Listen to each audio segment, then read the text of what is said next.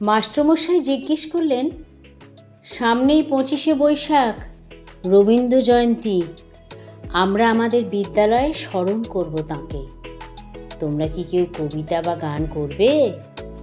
ছুটকির সঙ্গে সঙ্গে হাত তোলে, আমি গাইব মাস্টারমশাই। ছুটকির গানের দিদিমণি তার আগের দিনই ছুটকির বাবাকে বলে গেছেন, আপনার মেয়েকে অন্য কিছু শেখান, গান নয়, গান ওর হবার নয়। ছুটকি গায়, বাবা অফিসে যায়, মা রান্না শেষ করে স্কুলে যাওয়ার জন্য তাড়ায় থাকে। ঠাম্মা পুজোর ঘরে ভুরু কুচকায়, দাদু বলে, আহ বন্ধ করতো বাবু। ছুটকি গাইতে ভালোবাসে।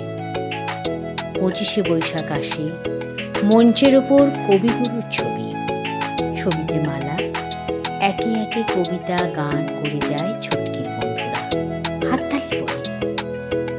মাইকে ছুটকির নাম ডাকেন মাস্টার মশাই।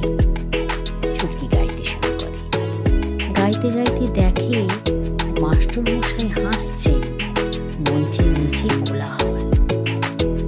গান শেষ করে ছুটকি, দু একটা হাততালি ছিটকে আসে। কবির ছবির দিকে তাকায় ছুটকি, বলে, কি করব, গাইতে ভালো লাগে যে খুব। কবির ঠোঁটে হাসি, চোখে স্নেহ। ছুটকি কান পাতে, কিছু কি বলবে কবি আমায়? ছবির রবি আরো হাসেন, বলেন, তুমি গাইবে? নিশ্চয়ই গাইবে, আমাকে শোনাবে, আমি তোমার গান খুব ভালোবাসবো। ছুটকির ক্লাসের বন্ধু বলে, জানিস তোর গান কেউ শোনেনি। ছুটকি হাসে।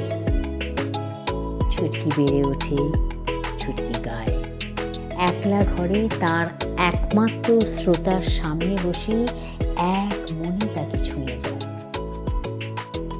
শ্রোতা তার হাসিতে হাততালি দিয়ে বলে ওঠেন, বাহ বাহ, আর একটা শোনাও। ছুটকির হৃদয়ে জন্ম নেয় আলো। কে বলেছে সে গাইতে পারে না?